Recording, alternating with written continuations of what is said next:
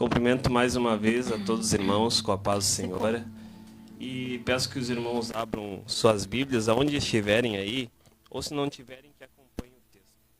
Está em Mateus capítulo 6, versículo 9. Mateus capítulo 6 e versículo 9.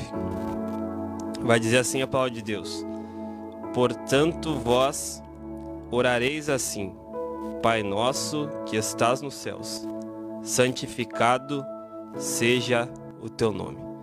Vou ler mais uma vez. Portanto, vós orareis assim: Pai nosso que estás nos céus, santificado seja o teu nome.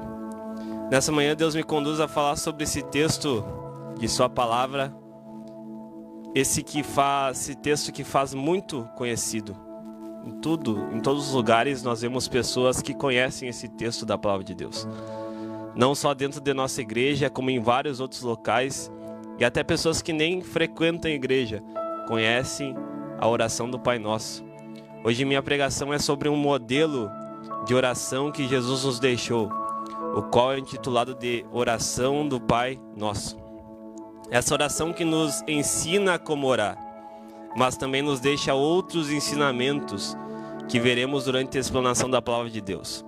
Hoje eu irei focar apenas no início da oração, nesse primeiro versículo, versículo de número 9, do capítulo 6 de Mateus, por conta do tempo que nós temos aqui, para nós entrarmos mais profundo nesse texto e entendermos o que Deus quer falar conosco.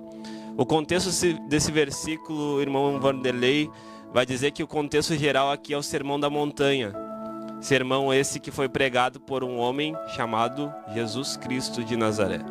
Jesus, ele prega sobre vários temas para uma multidão em uma montanha, para seus discípulos, mas também para todo o povo que lhe acompanhava durante seu ministério. Esse sermão vai do capítulo 5 até o capítulo 7 de Mateus. Então aqui o capítulo 6 faz parte desse contexto do Sermão da Montanha, onde Jesus está ensinando várias coisas para o povo, sobre vários temas, sobre vários assuntos que até hoje fala com nossas vidas. E o contexto específico é o ensinamento de Jesus sobre a oração. Então tem uma parte desse Sermão da Montanha que Jesus ele dedica apenas a falar sobre a oração, tema muito importante. Nós vamos ver no versículo de número 5 do mesmo capítulo que Jesus ensinou a não orarmos como os hipócritas. Vai dizer assim: quando orares, não sejas como os hipócritas, pois se comprazem orar em pé nas sinagogas e nas esquinas das ruas para serem vistos pelos homens. Em verdade vos digo que já receberam o seu galardão. Mateus capítulo 6, versículo 6, vai falar que Jesus ensinou a orarmos no secreto, diferente desses fariseus. Diz assim: mas tu, quando orares, entra no teu aposento, e fechando a tua porta, ora a teu pai, que está em oculto, e teu pai que vê secretamente te recompensará. Mateus, no versículo 7, capítulo 6, vai dizer que Jesus ensinou a não usarmos de vãs repetições. Versículo 7 diz assim: e orando não useis de vãs repetições como os gentios, que pensam que por muito falarem serão ouvidos. E o versículo 8, Jesus agora ensina mais uma coisa para nós. Jesus ensinou que Deus nos conhece e sabe o que nós precisamos, e sabe o que nós necessitamos. Ele conhece o nosso coração. Versículo 8 diz assim: não vos assemelheis, pois, a eles, porque o vosso Pai sabe o que vos é necessário antes de vós lhe pedirdes. E aí, dentro desse contexto específico, irmã Tatiana, agora Jesus vai falar o modelo de oração. O modelo de oração, a oração do Pai Nosso. Jesus agora vai nos deixar esse modelo de oração que até hoje nós conhecemos, que até hoje nós oramos, que até hoje nós aprendemos. Vai começar esse modelo no versículo 9 dizendo assim: portanto, vós orareis assim. Portanto, vós orareis assim. A oração do Pai Nosso é um modelo de oração. Ou seja, não necessariamente iremos sempre fazer essa oração. Não quer dizer, irmão Vanderlei, que é só essa oração que nós iremos fazer todos os dias. Mas é um modelo que Jesus deixou para explicar como que nós devemos orar. Pelo contrário, esse é só um modelo de oração que Jesus deixou para que não houvesse dúvida. Eles perguntaram como que nós vamos orar. Os discípulos perguntaram como que nós vamos orar. Aí Jesus ora, faz uma oração modelo para que todos entendessem como que nós vamos orar para o nosso Deus.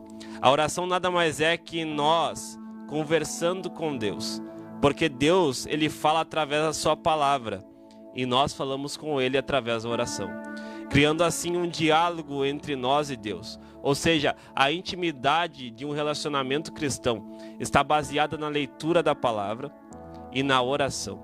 Ou seja, a oração é nós falando com Deus, a palavra é Deus falando conosco, criando assim um diálogo. E não existe relacionamento, irmão Vanderlei, sem diálogo. Então, se você quer ter um relacionamento de intimidade com Deus, é com base na palavra e na oração. Nós vamos ver que o versículo continua. Vai dizer o versículo 9: portanto, vós orareis assim: Pai nosso. Pai nosso.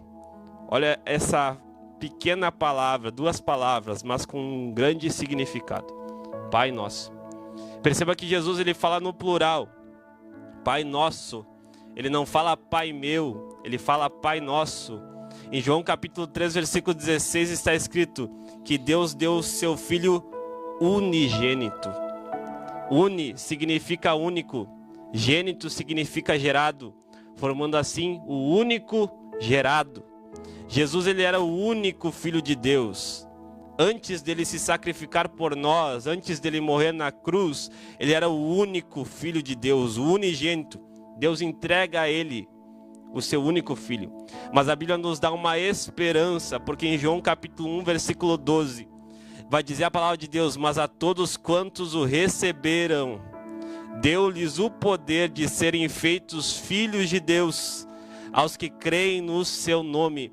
Então, todo aquele que crê no nome do Senhor, agora tem o poder de ser chamado filho de Deus. Porque agora Jesus recebe outro título. Primeiro, ele era o unigênito, mas agora, depois do seu sacrifício perfeito na cruz, derramando o seu sangue por mim e por você, ele não é mais o unigênito, mas agora ele é o primogênito. Primo significa primeiro e gênito gerado, formando assim primeiro gerado. Antes ele é o único gerado, agora ele é o primeiro gerado.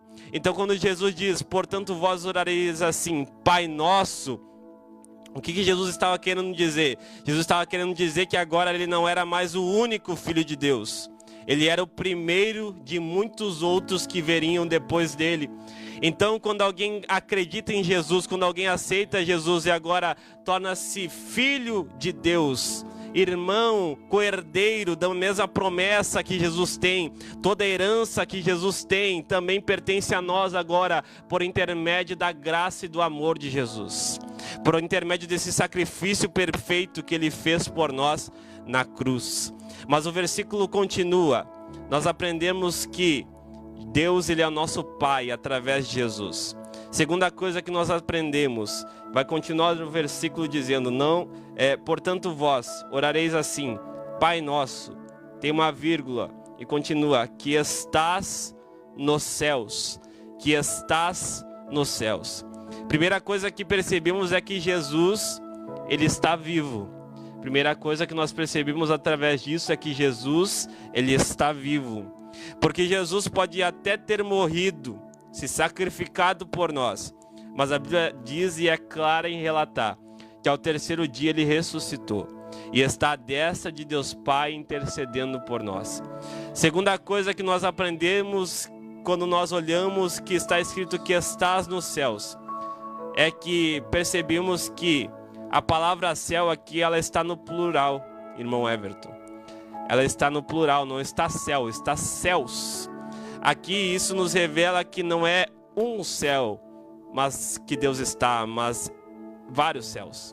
Deus está nos três tipos de céu. Primeiro, Deus está no céu atmosférico. É o céu que contemplamos quando nós olhamos para cima, quando você acordou pela manhã hoje e olhou para o céu. Esse é o céu atmosférico, Deus está nele. Segundo, Deus está no céu cósmico. É aquele que podemos chamar de universo, pois está além da atmosfera terrestre que podemos enxergar através de telescópios. As naves espaciais chegam até esse céu. O primeiro céu você consegue chegar através de avião. O céu atmosférico você consegue chegar através das naves espaciais. Mas Deus não está só nesses dois tipos. Deus também está no céu como morada de Deus. É o céu que está situado além da terra. É o céu que está situado além do universo, não podendo ser visto por olhos humanos, não podendo ser chegado através de aviões nem naves espaciais. Ninguém chega lá a não ser Jesus. Jesus está lá. Jesus está nesses três tipos de céu: no céu atmosférico, no céu cósmico e no céu como morada de Deus. Jesus é Deus, então por ele ser Deus, ele ter o caráter de Deus, ele é um ser onipresente, ele está em todos os lugares. Podemos entender que Deus ele é onipresente. Essa palavra vem do latim omni, que significa todo, e praesente aqui significa presença ou presente, formando assim todo presente. Deus está presente em todos os lugares. Aí onde você está ouvindo essa palavra, Deus está presente. Aqui, Deus está presente. Ou seja, não importa o lugar que você estiver, Deus pode estar com você nesse lugar. Você pode dizer, mas é um lugar difícil, é um lugar que talvez você ache que Deus não está. Deus pode estar, independente do lugar, Deus estará presente com você. Nós vamos ver que o versículo continua, versículo 9. Portanto, vós orareis assim: Pai nosso que estás nos céus, santificado seja o teu nome.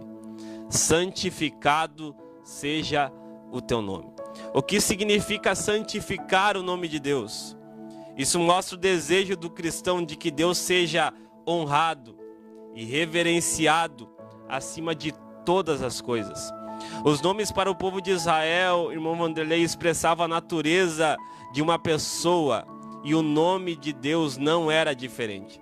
Nós vemos vários significados nos nomes dos povos de Israel, no povo de Israel. Você vê, cada nome tinha um significado e representava a identidade daquela pessoa. Por isso que várias vezes Deus muda os nomes para mudar a identidade de uma pessoa. E também é assim o nome de Deus, representa a sua identidade. Portanto, o nome de Deus expressa a sua natureza santa.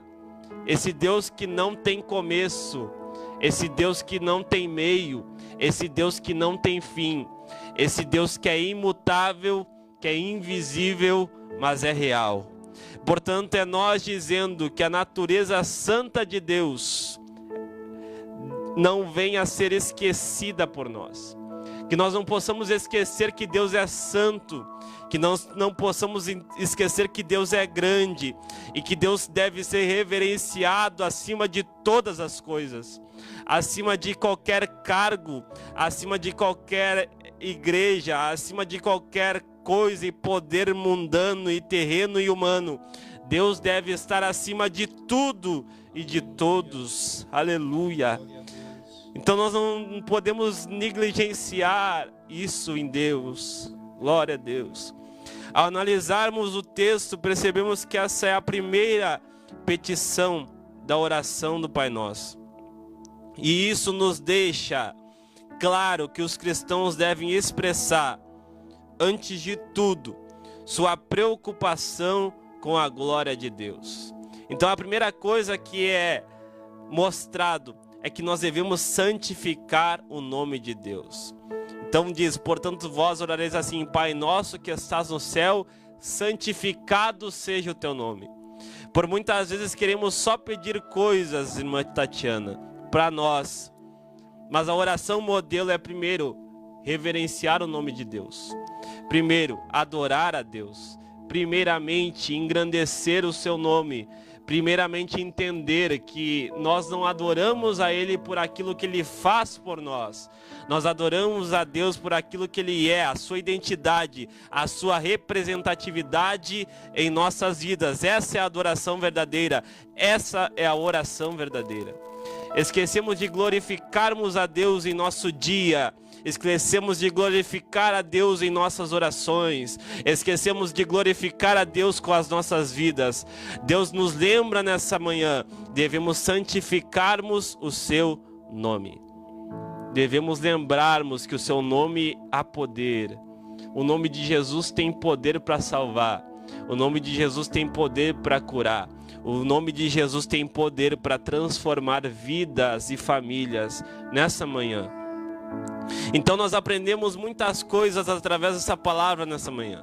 Em apenas um versículo da palavra de Deus, apenas a introdução da oração do Pai Nosso, apenas o começo dessa oração modelo. É por isso que eu amo a palavra de Deus, irmão Vanderlei. A profundidade que está nesse livro você não encontra em nenhum outro livro. Pode ser do escritor mais famoso, o escritor que tem mais sabedoria em todo mundo. Você não vai encontrar a sabedoria que possui aqui nesse livro chamado Bíblia Sagrada. Ela possui uma sabedoria tão profunda que apenas em um versículo nós podemos tirar tantas lições para a nossa vida. Em tão poucas palavras nós conseguimos tirar tantas coisas para praticarmos no nosso dia a dia. Isso não existe em nenhum outro livro, em nenhuma outra coisa. Jamais existirá, porque isso aqui não foi revelado por homens, foi revelado pelo Espírito Santo. Foi escrito por mão de homens, mas quem revelou foi Deus. Primeira coisa que nós aprendemos 4 coisas, eu quero que você guarde isso. Primeira, que nós somos filhos de Deus. Nós somos filhos de Deus, gerados pelo sacrifício perfeito de Jesus. Segunda coisa, que Jesus está vivo. Não esqueça, Jesus, Ele está vivo. E se Ele está vivo, há uma esperança para nós, porque Ele está cuidando de nós. Terceira coisa que nós aprendemos é que Deus é um ser onipresente. Ele está em todos os céus, Ele está em todos os lugares, Ele está com você, Ele aonde você andar, Deus está andando contigo. Deus é um ser onipresente.